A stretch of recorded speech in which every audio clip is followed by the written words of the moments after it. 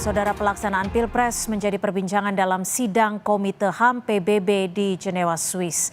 TKN Prabowo Gibran bilang legitimasi pemilu 2024 tidak perlu dilakukan. Sementara TKN Ganjar Mahfud menilai kepercayaan dunia internasional terhadap penyelenggaraan pemilu Indonesia hilang. Pelaksanaan Pilpres di Indonesia yang digelar 14 Februari menjadi perbincangan dalam sidang Komite HAM PBB di Jenewa, Swiss 12 Maret lalu. Anggota Komite Hak Asasi Manusia PBB dari Senegal menyoroti netralitas Presiden Jokowi terkait dengan pencalonan putra Presiden Gibran Rakabuming Raka sebagai calon wakil presiden yang akhirnya mengubah syarat pencalonan.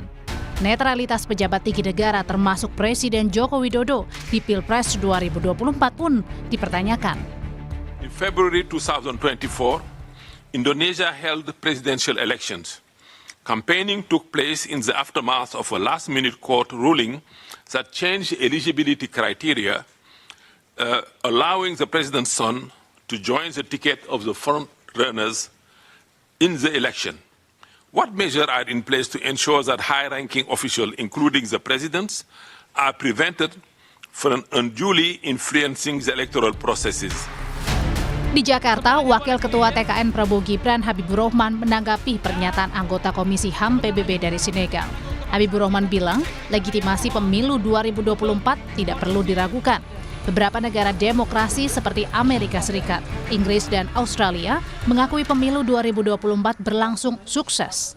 Sikap resmi dari berbagai negara yang dikenal sebagai negara demokrasi di dunia, antara lain Amerika Serikat, Inggris, Australia, Spanyol, dan banyak negara lain, justru pemimpin-pemimpinnya secara jelas, secara resmi, dan secara tegas mengatakan bahwa pemilu Indonesia berlangsung dengan sukses. Mereka menyampaikan selamat kepada bangsa dan pemerintah Indonesia, bahkan melalui kepala negaranya.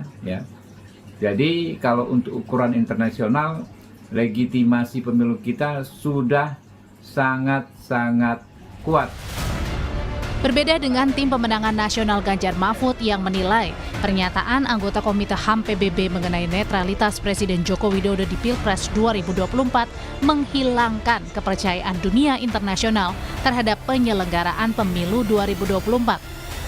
Maka ini menyentuh soal berkurangnya, hilangnya legitimasi pemilu Pilpres di Indonesia, semakin menumbuhkan atau semakin meningkatkan kehilangan kepercayaan dunia internasional terhadap penyelenggaraan pemilu. Dan ini soal mengurangi legitimasi pemilu dan juga mengurangi hilangnya legitimasi peradaban politik di Indonesia. Saat ini tahapan Pilpres tinggal menunggu pengumuman hasil rekapitulasi penghitungan suara oleh Komisi Pemilihan Umum pada 20 Maret 2024.